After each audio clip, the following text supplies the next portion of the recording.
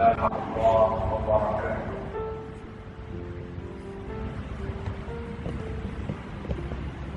الحمد لله رب العالمين، والصلاة والسلام على أشرف المرسلين وعلى آله وأصحابه أجمعين. سبحانك لا علم لنا إلا ما علمتنا إنك أنت العليم الحكيم. رب اشرح لي صدري ويسر لي أمري واحلل عقدة من لساني يفقهوا قولي. وما توفيقي إلا بالله عليه توكلت وهو رب العرش العظيم.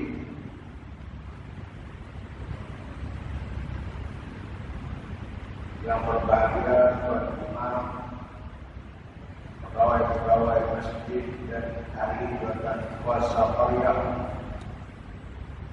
tuan-tuan dan puan-puan jemaah yang dirahmati Allah sekalian. Alhamdulillah, pada malam ini kita akan dapat menyambung lagi bacaan hadis-hadis Nabi sallallahu alaihi wasallam dalam kitab Riyadhus Shalihin ini, yaitu hadis yang ke-86 insyaallah, yang membicarakan tentang kelebihan kita berzuhud di dunia ini dan diminta supaya kita mengambil hawan dan mengambil nikmat dunia ini secara sederhana, jangan terlalu banyak, kerana dia boleh menjadikan kita terdaya dengan nikmat-nikmat itu. Maka Imam Nawawi dia kumpulkan hadis-hadis Nabi yang membicarakan soal itu. Baik, hadis hari ini hadis yang 86 daripada Sayyidina Anas bin Malik rahimahullah, seorang sahabat Nabi dan seorang budak yang dididik oleh Nabi sallallahu alaihi wasallam. Dia telah meriwayatkan hadis ini daripada Nabi sallallahu alaihi wasallam. Wa an Anas radhiyallahu anhu anna an-nabiy sallallahu alaihi wasallam qala Allahumma la 'aisha illa 'aishul akhirah, muttafaqun alaih. Hadis ini Nabi menyatakan kepada kita selaku umatnya bahawasanya kehidupan yang kekal, kehidupan yang sempurna tidak ada melainkan kehidupan di akhirat sana. Kehidupan di akhiratlah kehidupan yang sempurna. Kehidupan di akhiratlah kehidupan yang kekal buat selama-lamanya. Sementara hidup di dunia ini tidak kekal, dia hanya buat sementara waktu sahaja. Dan kalau kita mendapat nikmat dalam kehidupan dunia pun, nikmat itu kalau dibandingkan nikmat di akhirat terlalu amat sedikit, terlalu amat kecil. Oleh sebab itu Nabi menyebut di dalam munajat dia, Allahumma ya Allah, la 'aisha illa 'aishul akhirah. Tidak ada kehidupan yang kekal abadi melainkan kehidupan di akhirat sahaja. Oleh sebab itu orang-orang Islam, khususnya umat Nabi Muhammad sallallahu alaihi wasallam, diminta mencari kebahagiaan di akhirat, kerana kebahagiaan akhirat adalah kebahagiaan yang sejati.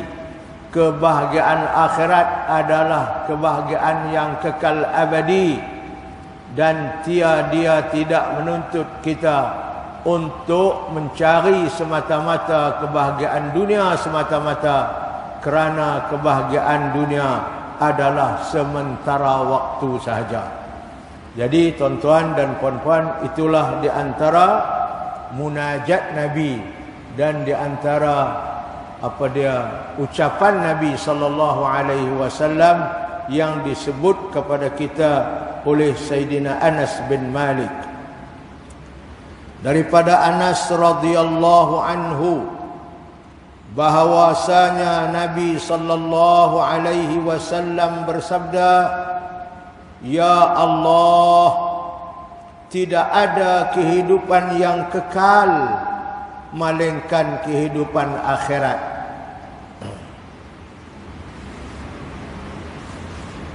Sebab itu Allah sebut di dalam suratul Nisa, apabila diberikan nikmat kepada orang-orang mukmin dan beriman serta beramal saleh, apa dia?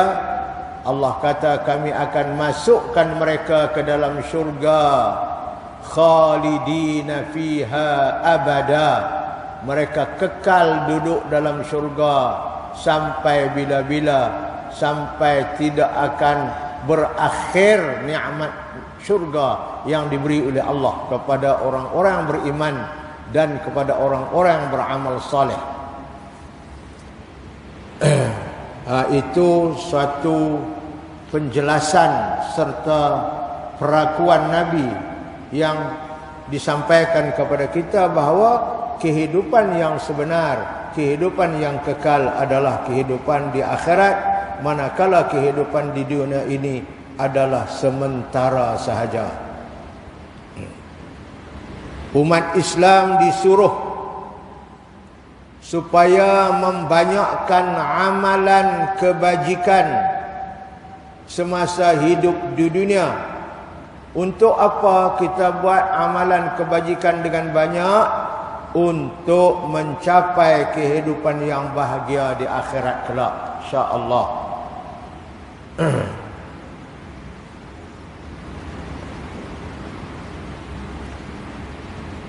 Mengingati akhirat yaitu dengan membanyakkan amal-amal soleh.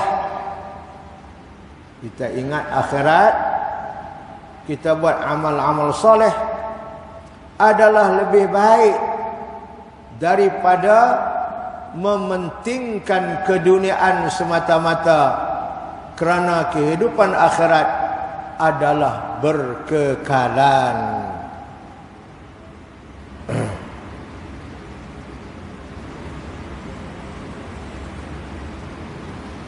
Orang yang berakal, yang beriman, yakni tidak kecewa dengan kesusahan yang dihadapinya di dunia. Dia dapat susah di dunia, dia tak kecewa, dia tak duka cita, malah dia sabar di atas kesusahan yang menimpa dia di dunia. Sabar di atas kesusahan akan diberi ganjaran oleh Allah kepada yang sabar itu dengan ganjaran yang besar. Jadi orang beriman, kalau dia susah di dunia pun dia sabar, dia tidak berduka cita, dan tidak pula gembira secara keterlaluan dengan kemewahan hidup di dunia ini. Kalau dia mewah, dia tidak keterlaluan sangat. Ini orang yang beriman. Kerana dia mengetahui bahawa kehidupan sebenar yang kekal abadi adalah kehidupan akhirat. Sebab itu kalau dia susah pun dia tidak duka cita, dia tak gelisah, sebab susah di dunia adalah sementara waktu sahaja. Yang dia takut susah di akhirat, sebab susah di akhirat itu adalah susah yang kekal abadi. Kerana itu tumpuan orang beriman adalah untuk membina kehidupan yang kekal, iaitu kehidupan akhirat. Itu pengajaran yang kita dapat daripada hadis yang Nabi sabda, Allahumma la 'aisha illa 'aishul akhirah. Ya Allah, tidak ada kehidupan yang kekal abadi melainkan kehidupan akhiratlah ya Allah. Itu satu hadis tuan-tuan, puan-puan sekalian. Kita kena ingatlah apa yang Nabi pesan kepada kita, apa yang Nabi sampai kepada kita. Hadis yang kedua pula, wa anhu an Rasulillah sallallahu alaihi wasallam qala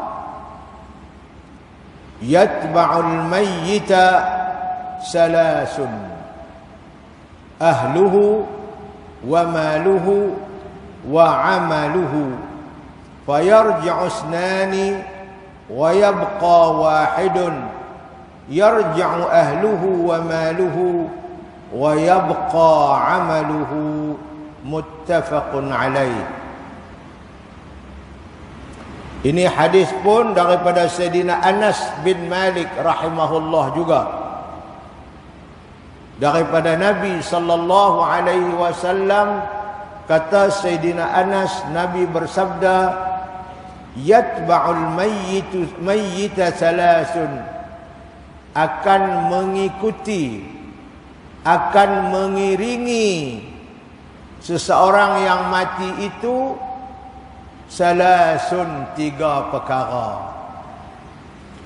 Tiga perkara akan ikut orang yang mati pi ke kubur dia. Siapa? Ahluhu, keluarga dia. Anaklah, cuculah, abang, adik, semua akan pergi.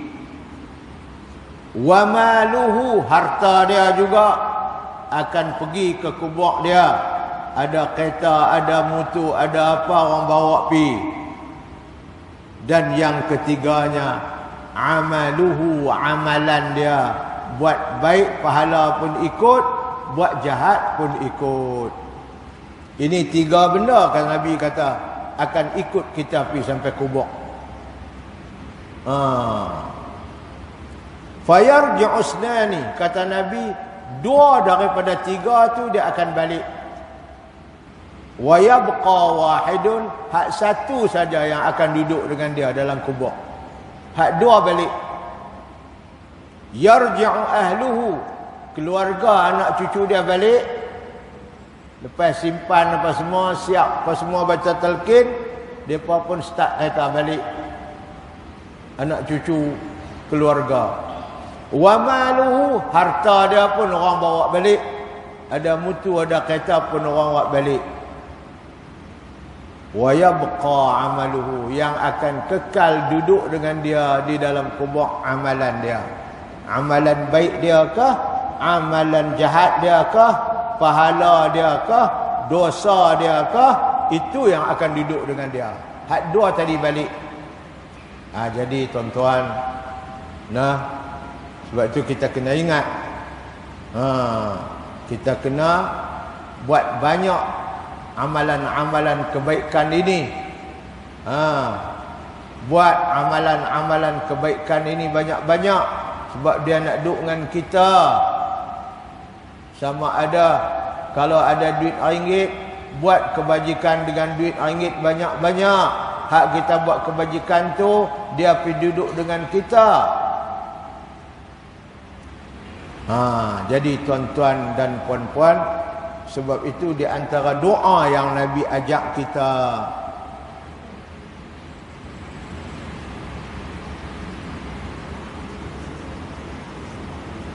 Allahumma ja'alil Qur'ana lana fid dunya qarinan wa fil qabri mu'nisan. Ini di antara doa yang Nabi ajak kita. Setiap hari kita baca Quran. Lepas baca Quran, Nabi suruh baca berdoa, Allahumma ja'alil Qur'ana lana fid dunya qarinan. Ya Allah, Engkau jadikanlah Quran itu dalam masa kami hidup ni sebagai kawan. Kita berkawan dengan dia. Kita baca dia Quran ni. Saya duk sebut selalulah. Jadikan bacaan Quran itu amalan harian kita. Baru jadi kawan. Wa fil qabri mu'nisan. Dan jadilah Quran itu di dalam kubur nanti sebagai kawan setia saya, kawan setia kami, ya Allah. Dia duduk dengan kita dalam kubur. Pasal apa? Dia merupakan amalan yang kita buat masa kita hidup.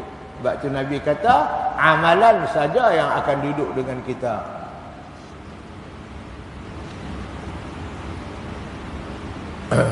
Ini di antara apa yang Nabi ajak kita, supaya kita selalu baca Quran sebagai amalan-amalan yang baik, dan kita minta kepada Allah supaya Allah jadikan dia sebagai teman kita, kawan kita di dunia, dan sebagai teman setia kita bersama dengan kita di dalam kubur nanti.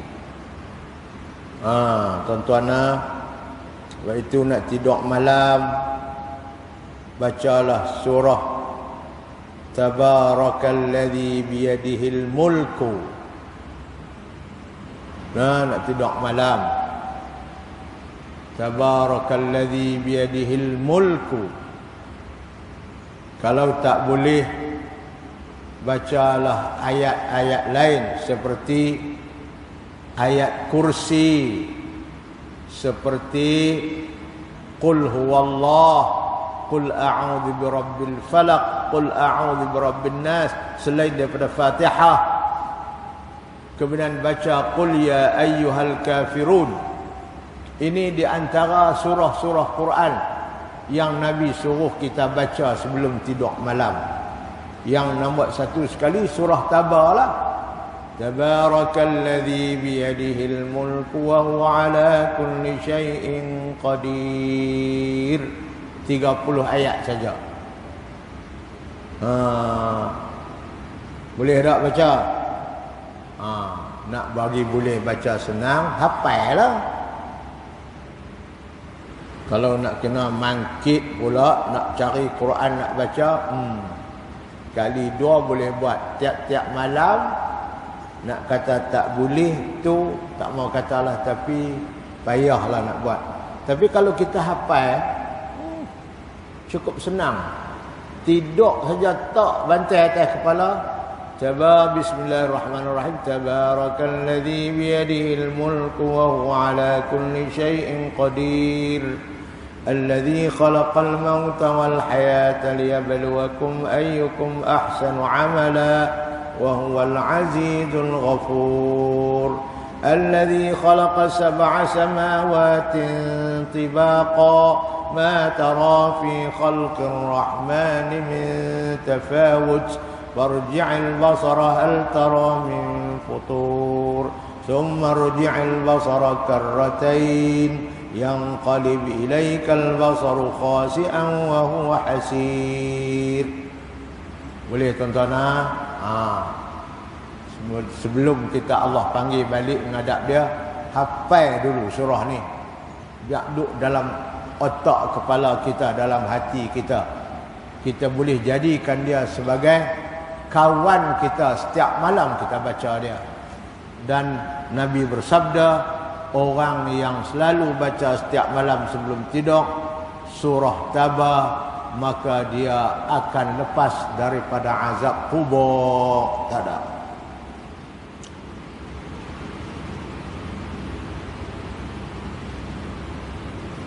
Dia kata tua dah ustaz. Nak ngapai lagi mana? Ngapai ni lagi hidup boleh. Tua ke muda cerita lain. Cuma kalau muda cepatlah sikit boleh. Sebab otak dia duk clear lagi. Kalau hak tua ni dia lambat sikit, tapi boleh. Boleh. Ada orang yang hafal, tua dah hafal.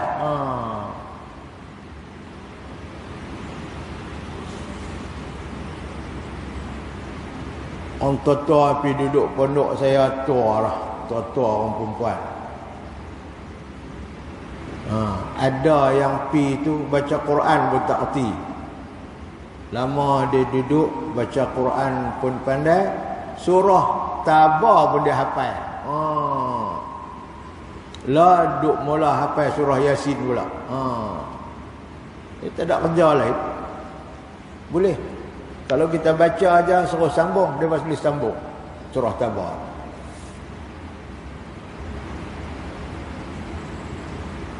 Hak tu dia akan duduk dengan kita dalam kubur. Hak anak cucu balik habis. Dia tanam tok dia, tok wan dia. Lepas tu dia abang pula dia panggil. Dia kata, adik, ya, panggil main ramai-ramai sikit. Buat apa? Mari kita pijak pergi rapat sikit, kok kita balik main ada derut. Panggil adik-adik tu abang main ramai-ramai pijak kubur tok wan tu bagi rapat. Kok kita balik, kita lambat main, hujan main, kok dia derut pergi. Itulah tuan-tuan. Lepas tu nak cari anak cucu yang nak baca doa kat Tok Wan hak mati tu pun payah. Jadi sebelum mati Tok Wan ni buat dulu bekal. Jangan duk harap kat orang. Orang tua-tua pun ada hadis dia. Harap ke anak cucu mata buta sebelah, harap ke orang mata buta dua belah. Mana tak boleh tunai. Kecuali anak cucu yang mengaji, yang dia faham agama, mungkin dia akan minta doa kepada tok wan, tok nenek dia tiap-tiap hari. Tapi kalau hak tak mengaji agama, tuan-tuan, hak tak ada, tuan-tuan, tak baca, tak berdoa kat tok wan. Dia nak doa sat untuk pak mak dia hak mati tak boleh. Dia pergi dengar ceramah politik boleh sampai pukul 12 tengah malam. Nak berdoa sat untuk pak mak hak mati tak boleh. Allahumma ighfir lahu warhamhu wa'afihi wa'fu anhu. Nabi Allah Ibrahim ajak doa dalam Quran berada, Rabbi ja'alni muqimas salati wa min dhurriyyati. Wahai Tuhanku, jadikanlah aku ini sebagai hamba-Mu yang mendirikan sembahyang dengan sempurna. Wa min dhurriyyati, dan juga anak cucu aku. Ni Nabi Ibrahim sebagai Tok Wan, dia doa untuk dia buat sembahyang bagi betul dan anak cucu dia. Rabbi ja'alni muqimas salati wa min dhurriyyati. Rabbana wa taqabbal du'a. Ya Allah, Tuhan kami, terimalah doaku ini. Rabbana ighfirli wa liwalidayya. Dan Allah, ampunkanlah dosa saya, dosa dua ibu bapa saya. Rabbana ighfirli wa liwalidayya wa lil mu'minin, dan kepada orang mukmin semua. Yauma yaqumul hisab, pada hari akan dibangunkan, akan dihisapkan amalan. Itu antara doa Nabi Ibrahim. Dia doa ke anak cucu dia, dia doa kepada ayah ibu dia. Tu kalau anak cucu yang mengaji. Kalau tidak, sebab itu kita jangan duk harap buat untuk kita supaya kita ada bekalan-bekalan yang baik untuk kita balik menghadap Allah Subhanahu wa taala. Sebab itu di dalam suratul Hasyr Allah ingatkan kita, ya ayyuhallazina amanu taqullah, wahai orang-orang beriman, bertakwalah kamu kepada Allah.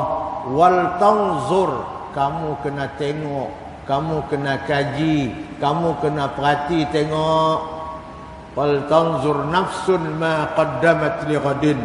Seseorang itu kena kaji tengok, kena lihat tengok, kena perhati tengok apa yang dia nak bawa untuk hari besok.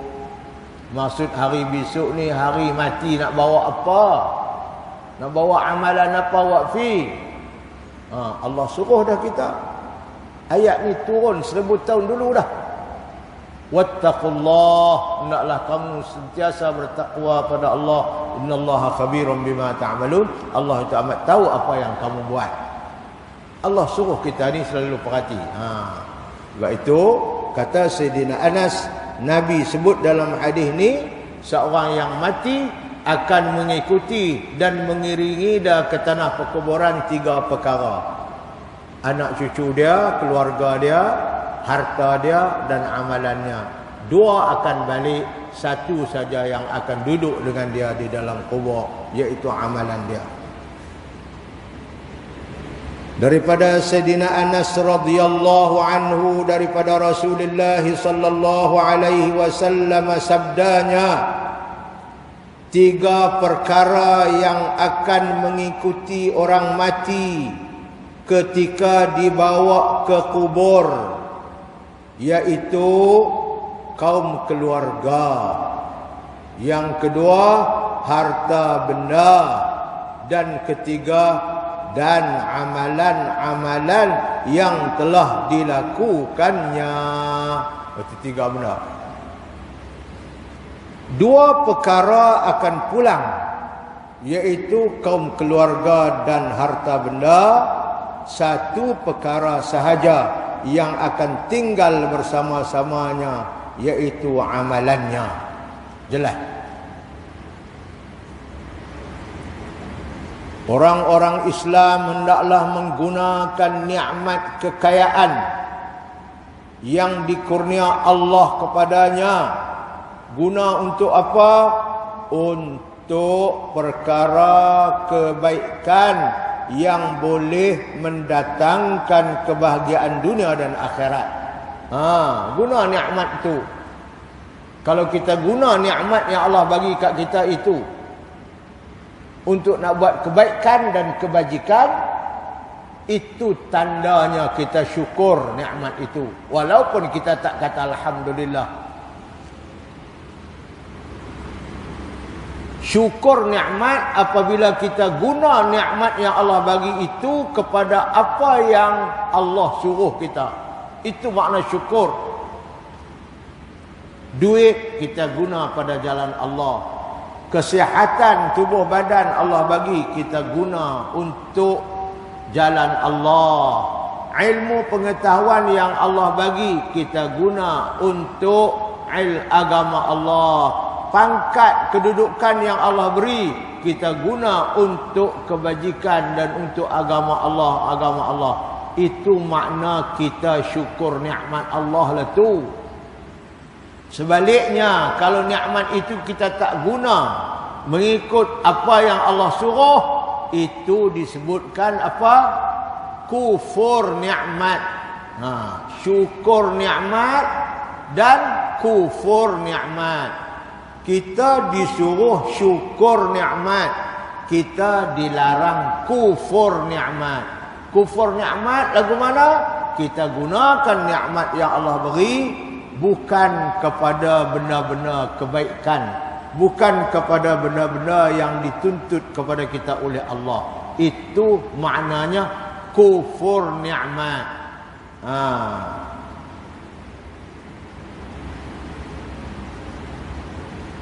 Umat Islam dikehendaki supaya sentiasa melakukan amalan-amalan soleh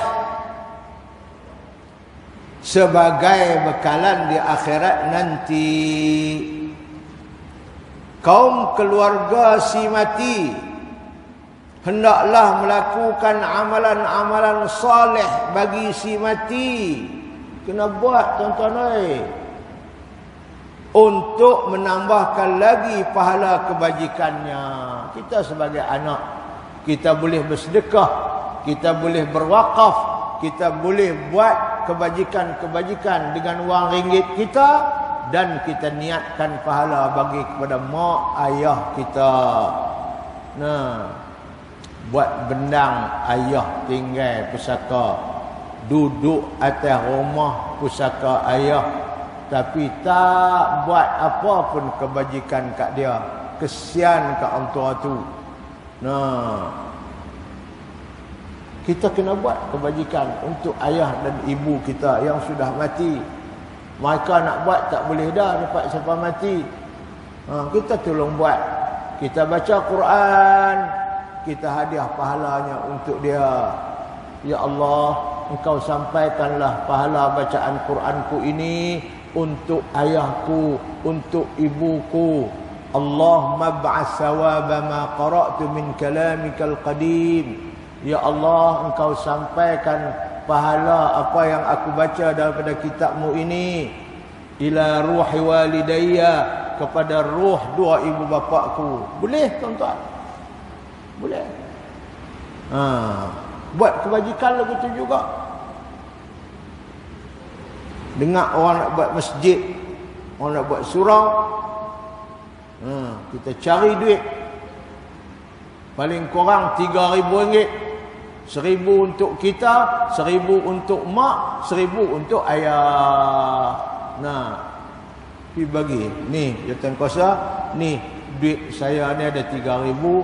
Saya buat kebajikan untuk saya, mak saya, ayah saya. Boleh. Tu sebab tu dia kata tu, kaum keluarga si mati hendaklah melakukan amal-amal soleh bagi si mati untuk menambahkan lagi pahala kebajikannya. Dia pun berasa bahagia. Pasal apa? Anak dia tak pernah lupa kat dia. Bukan setakat doa saja, buat kebajikan pun bagi pahalanya kat dia. Ada orang kata, kalau kita duk buat kebajikan bagi kat ayah, bagi kat mak, kita ada apa? Buat kebajikan bagi ke ayah, baca Quran bagi pahala ke ayah, kita tak ada apa. Awak bodoh sangat. Bodoh sangat kata tu tak mengaji. Dia ingat buat kebajikan ni, dia ingat macam bagi nasi bungkus. Bagi nasi bungkus kat orang dia tak ada. Kita buat kebajikan ke orang, kita dapat pahala. Dan orang tu dapat pahala sebab kita buat kebajikan, kita sampaikan pahala kebajikan tu kat dia, dia dapat pahala. Kita yang buat pun dapat pahala, tuan-tuan. Pasal kita buat benda baik. Janganlah duk kata, semua bagi kat mereka, kita tak ada apa. Dak, awak bengong bodoh sangat tak mengaji.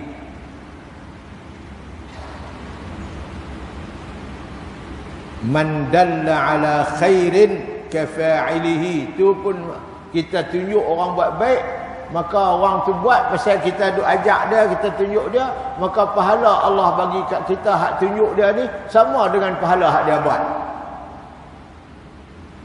Ni kita duk abang nak tidur malam, baca dulu surah Tabah apa semua.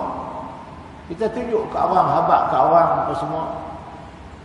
Tiba-tiba ada orang dalam majlis ilmu ni buat benda tu. Kita hak ajak, hak habaq kat dia pun dapat pahala sama. Bukan dia nak okey, tuan-tuan, buat kebajikan dalam agama ni.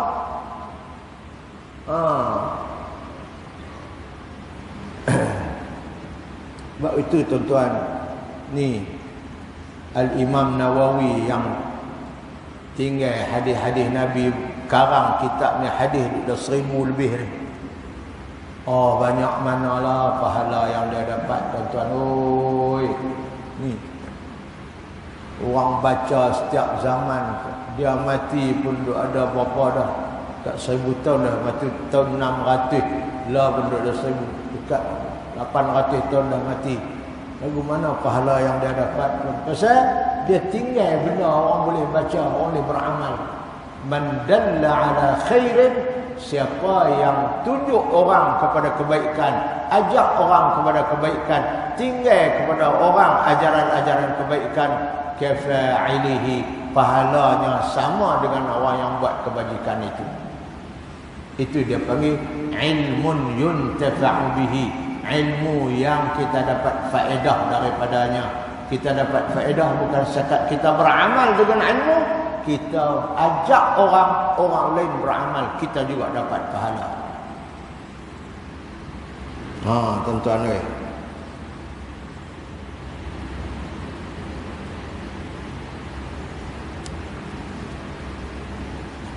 Keempat, apa yang tinggal bersama si mati selepas dikebumikan adalah amalannya. Itu yang tinggal, yang dia menjadi pertaruhannya. Kalau hak tinggal amalan hak dia bawa tu amalan baik, insya-Allah dia akan mendapat kebaikan. Tapi wal'iyazubillah, kalau amalan hak dia bawa pi sama dia itu amalan-amalan tidak baik, dosa, maka dia akan mendapat siksa daripada amalan itu. Wal'iyazubillah. Allah berfirman, kullu nafsin bima kasabat rahinah. Suratul Muddatsir. Nih. Kullu nafsin bima kasabat rahinah. Suratul Muddatsir ayat apa? Ayat 38. Yang maksudnya setiap diri adalah bertanggungjawab ke atas apa yang dilakukannya. Setiap diri kita ni, kita bertanggungjawab apa yang kita buat. Kerana itu hendaklah kita memilih teman yang akan menemani kita dalam kubur nanti. Cari teman mana nak kawan kita dengan kubur. Alangkah bahagianya kita, tuan-tuan, kalau yang teman kita dalam kubur itu Al-Quran. Kalau yang teman kita dalam kubur itu amalan-amalan saleh kita, tuan-tuan. Solat sunat kita ada teman kita dalam kubur. Quran teman kita dalam kubur. Bahagialah kita, tuan-tuan. Tapi wal'iyazubillah, kalau ada teman kita dalam kubur itu dosa dan amalan-amalan jahat, wal'iyazubillah, minta berlindunglah daripada Allah Subhanahu wa ta'ala. Setiap diri adalah bertanggungjawab ke atas apa yang dilakukannya.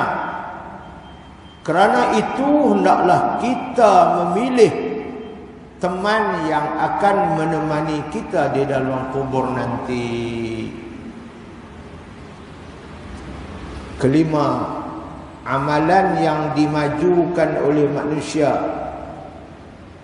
Yang dimajukan mana yang dilakukan, yang dibuat, yang dilakukan oleh manusia lebih baik daripada harta dan anak-anak yang ditinggalkan. Nah, kita buat amalan yang baik itu lebih baik daripada anak-anak yang kita tinggal, harta benda yang kita tinggal. Sebab amalan yang baik itu sudah pasti kita akan mendapat pahala dan balasan yang baik dari Allah sebab kita buat amalan baik. Tapi kalau kita tinggal anak, belum tentu anak itu berdoa kat kita. Kalau kita tinggal harta, belum tentu harta itu dibuat kebajikan untuk kita. Sebab itu amalan kebajikan itu adalah lebih baik daripada anak yang kita tinggal, lebih baik daripada harta yang kita tinggal. Itu kata dia. Amalan yang dimajukan, yang dilakukan, yang dibuat oleh manusia lebih baik daripada harta dan anak-anak yang ditinggalkannya. Allah. Tuan-tuan, hadis 88, satu lagi insya-Allah. Hadis ni semua hadis Sayyidina Anas. Nah, hak mula-mula Sayyidina Anas, hak kedua Sayyidina Anas, yang ketiga ni pun Sayyidina Anas juga yang riwayat hadis. Yang kedua Sayyidina Anas, yang ketiga ni pun Sayyidina Anas juga. Sayyidina Anas ni dia sahabat yang selalu dengar hadis Nabi sebab dia duduk dengan Nabi ketika umur 10 tahun sampai 20 tahun. Selalu dengar. Ni hadis yang dia dengar daripada Nabi. Wa anhu qala Rasulullah sallallahu alaihi wasallam yu'ta bi an'ami ahli dunya min ahli an-nari yawmal qiyamah fayusbaghu fin nari sabghatan thumma yuqalu ya ibn adam hal ra'aita khairan qattu hal marra bika na'imun qattu fayaqulu la wallahi ya rabbi wa yu'ta bi ashaddi an-nasi bu'san fid dunya min ahli al-jannati fayusbaghu sabghatan fil jannati fayuqalu lahu ya ibn adam hal ra'aita bu'san qattu hal marra bika shiddatun qattu fayaqulu la wallahi ma marra bi bu'sun qattu wala ra'aitu shiddatan qattu. Allah, ini satu cerita Nabi kepada kita melalui riwayat Sayyidina Anas ni, cerita akhirat nanti.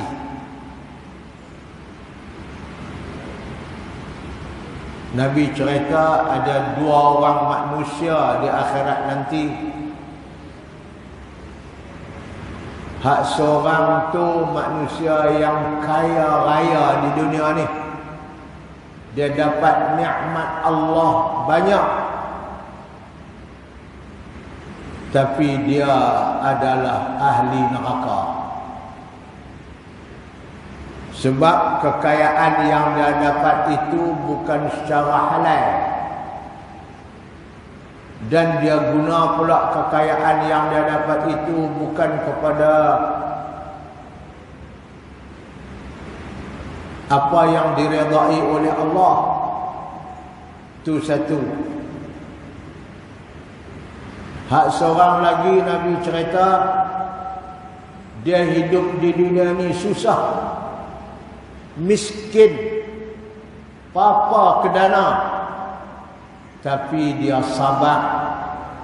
Dia miskin pun tidak menyebabkan dia tak buat amalan-amalan baik. Dia buat amalan baik walaupun dia miskin. Akhirnya dia dijadikan sebagai ahli syurga. Hak tadi senang, kaya, harta banyak, tapi dia dapat kekayaan itu cara tak betul, akhirnya jadi ahli neraka. Di dunia dia senang, duit banyak, di akhirat dia susah, ahli neraka. Hak seorang lagi di dunia dia susah, papa kedana, tapi dia sabar atas kesusahan, kebaikan-kebaikan, amalan-amalan dia tak tinggal. Akhirnya di akhirat kelak Allah letak dia dalam syurga. Dua orang ni Nabi cerita, malaikat ambil hak ahli neraka tu. Hak senang di dunia, kaya raya, duit banyak tu senang. Waktu ahli neraka tu, malaikat ambil, bawa dia, heret dia, pergi celup dalam neraka sekali. Ayat neraka duk menidih tu, dia pergi celup malaikat, rejam dia masuk dalam neraka. Kemudian malaikat tanya dia,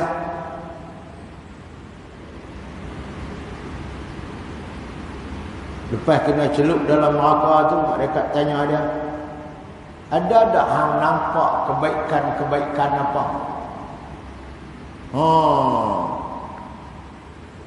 Ada tak hang rasa nikmat-nikmat apa? Dia jawab, ya Allah, rasa nikmat apa? Dia kena celup dalam neraka ni. Nikmat yang dia duk rasa di dunia dulu, kemewahan yang dia miliki di dunia ini dulu, apabila dia kena celup sekali dalam neraka, benda tu bagi dia tak ada. Nikmat yang pernah dia rasa tu, rasa lagu tak ada nikmat. Tu nak katanya azab neraka ni pedih. Tu Nabi cerita. Hal ra'aita khairan qattu? Nampak dah kebaikan. Wa hal marra bika na'imun qattu? Hang pernah tak rasa nikmat? Lepas kena celup dalam neraka, nikmat hak dia duk terima di dunia ni tak rasa apa. Habis. Jadi apa maksudnya? Apabila kena azab sikit pun, nikmat yang dia duk rasa di dunia ini sudah tidak ada nilainya lagi bagi dia berbanding dengan azab yang dia kena dalam neraka walaupun sedikit. Jangan kata duduk lama, kena celup sekali saja pun lupa habis nikmat-nikmat dunia dulu. Lepas tu malaikat bawa pula hak ahli syurga yang di dunia dulu susah. Papa kedana. Allah malaikat bawa buh dia sat dalam syurga. Lepas tu buat keluar mai. Malaikat tanya, ni nak tanya kamu berasa susah tak? Apa kamu berasa susah? Berasa kesempitan, kesusahan rasa tak? Dia kata tak ada dah Allah. Hak susah di dunia tu tak ada berbanding dengan nikmat syurga ni. Tak ada rasa dah hak susah di dunia. Tak ada rasa dah kesempitan di dunia dulu. Tu Nabi Habak kata, orang ni apabila dia dapat saja balasan nikmat syurga, hak susah di dunia ni lupa habis. Begitu juga hak di dunia dulu dia duk senang mewah apa semua, kena sikit aja azab neraka, lupa habis kesenangan dunia dulu. Oleh itu carilah kesenangan akhirat, syurga Allah. Walaupun di dunia kita susah. Jadi macam orang nombor 2 ni, jangan kita cari hanya semata-mata kesenangan dunia. Kita senang di dunia, tapi di akhirat kita akan kena azab Allah. Itu cerita hadis ni.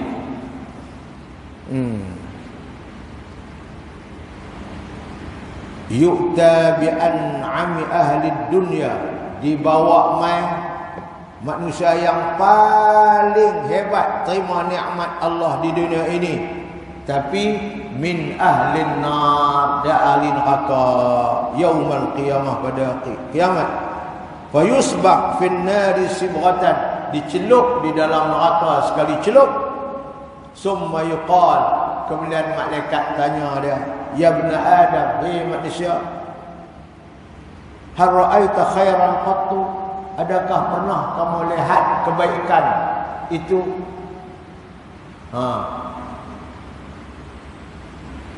Wa hal marra bika na'imun qattu, adakah telah berlalu kamu mendapat nikmat? Jadi malaikat tanya dia, nikmat yang hang terima di dunia dulu, kemewahan yang kamu terima di dunia dulu tu, hang rasa lagu mana?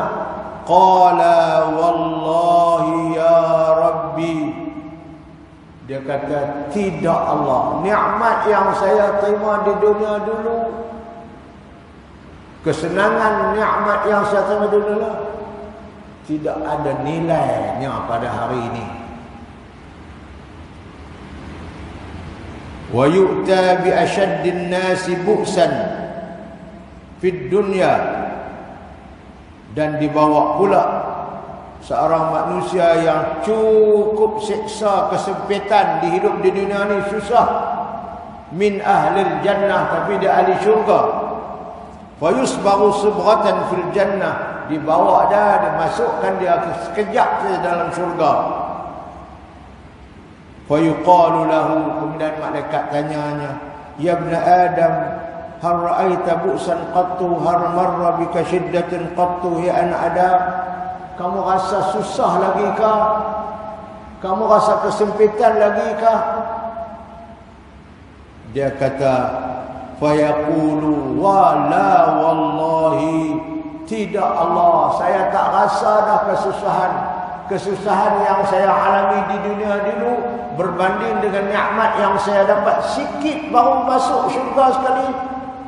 Tak ada dah kesusahan itu, hilang segala kesusahan itu.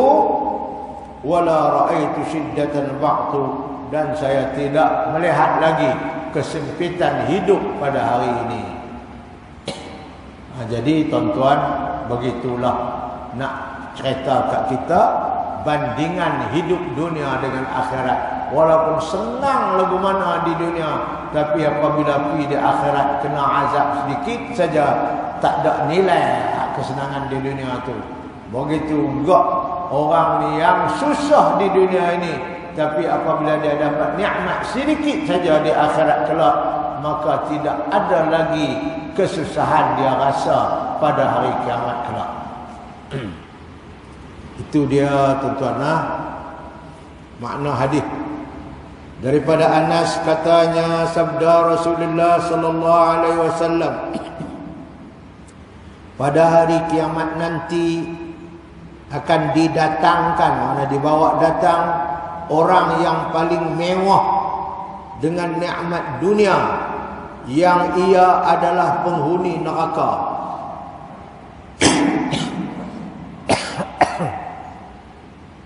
Dia mewah di dunia tapi penghuni neraka. Lalu dicelupkan sekali, celup ke dalam api neraka. Dia kejam, celup sekali dalam api neraka.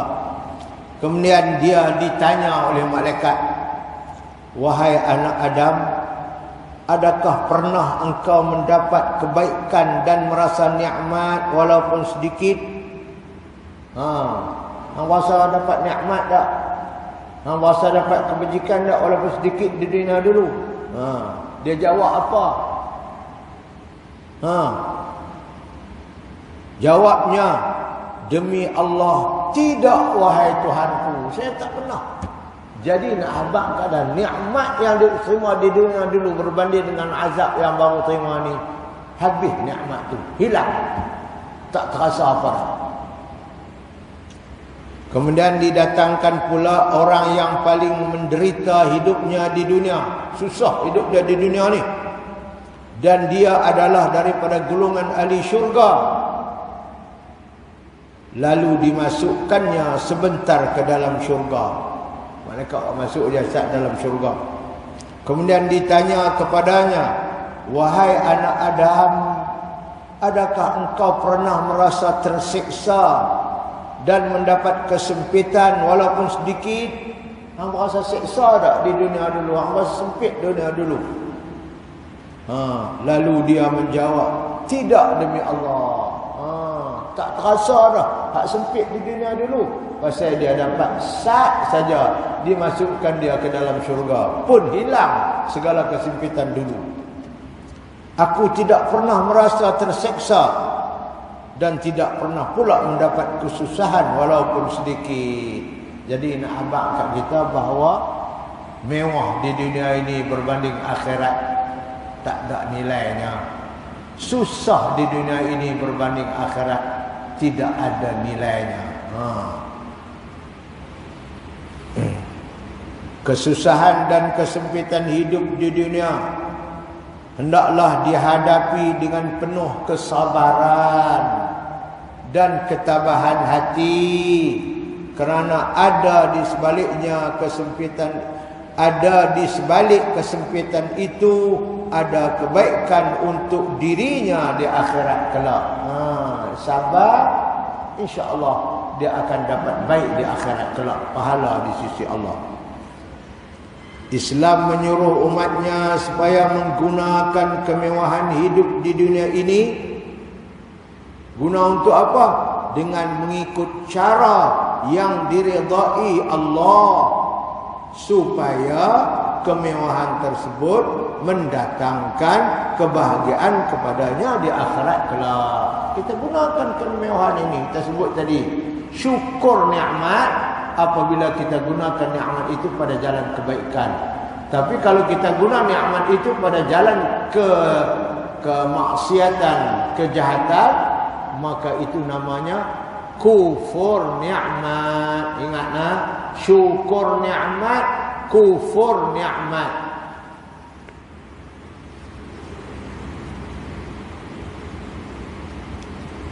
Kemewahan selalunya membawa seorang itu lupa daratan. Sungguh. Oleh yang demikian, ia hendaklah berhati-hati supaya tidak menyalahgunakan kemewahan tersebut untuk melanggar perintah-perintah Allah. Kena ingat, kita dapat nikmat, yang bagi nikmat kat kita Allah. Takkan kita nak buat benda yang Allah larang dengan nikmat yang dia bagi kat kita. Kena buat benda yang dia suruh lah. Disebabkan azab yang tidak terperi sakitnya, karena azab neraka ni terlalu berat. Disebabkan azab yang tidak terperi sakitnya, ahli neraka merasakan dia tidak pernah mendapat nikmat di dunia dulu. Walaupun dia duduk dunia ni dapat nikmat, tapi pipi kena azab neraka di akhirat kelak. Dia rasa nikmat dunia ni tak ada apa bagi dia. Itu makna dia. Disebabkan azab yang tidak terperi sakitnya, ahli neraka merasakan dia tidak pernah mendapat nikmat di dunia dulu. Sedangkan dialah orang yang paling mewah, tapi dia tak rasa segala kemewahan itu. Dan disebabkan nikmat yang tidak mampu digambarkan oleh ahli syurga, dan disebabkan nikmat yang tidak mampu digambarkan, ahli syurga merasakan bahawa dia tidak pernah menghadapi kesangsaraan atau penderitaan di dunia.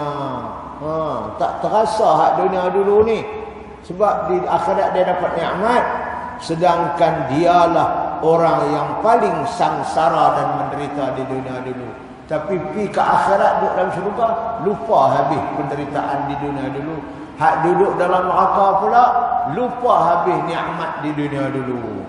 Itulah tuan-tuan kedudukan yang Nabi cerita kat kita tentang nikmat dan azab yang akan diterima oleh manusia-manusia yang pergi menghadap Allah, menerima balasan dari Allah yang di dunia dulu walaupun senang, oleh sebab menerima azab Allah di akhirat, kesenangan dunia itu tidak ada nilainya baginya, dan kesusahan di dunia juga apabila seorang itu mendapat nikmat Allah di akhirat kelak, maka kesusahan itu tidak ada kesannya bagi dia. Itulah tuan-tuan dan puan-puan hadis kita malam ni. InsyaAllah kita berhenti di sini dulu. InsyaAllah kita akan baca lagi hadis-hadis ini pada kuliah kita akan datang, hadis 89 insyaAllah.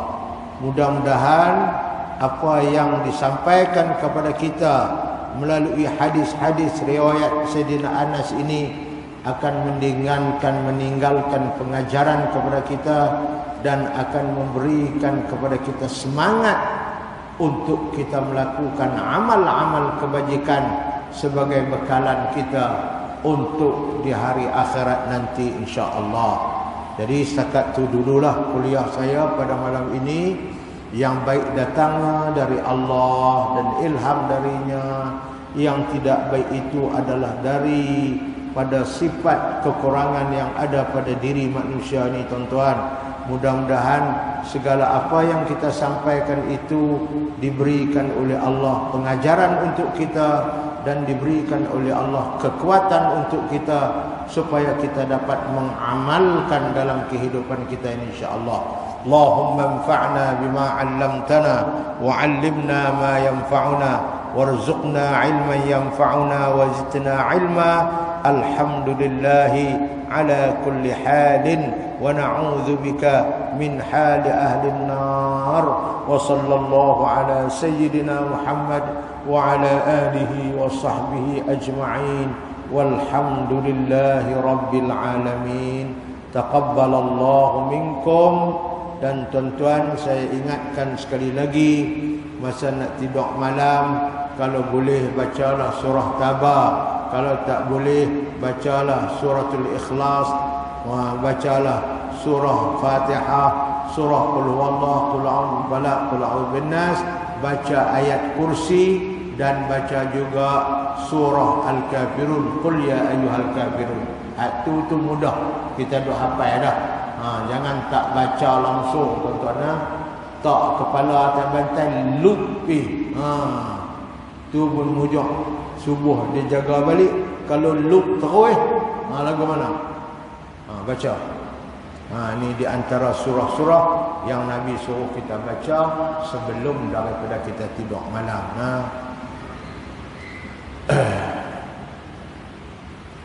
Sekian dulu. Aqulu qawli hadha, wassalamu alaikum warahmatullahi wabarakatuh.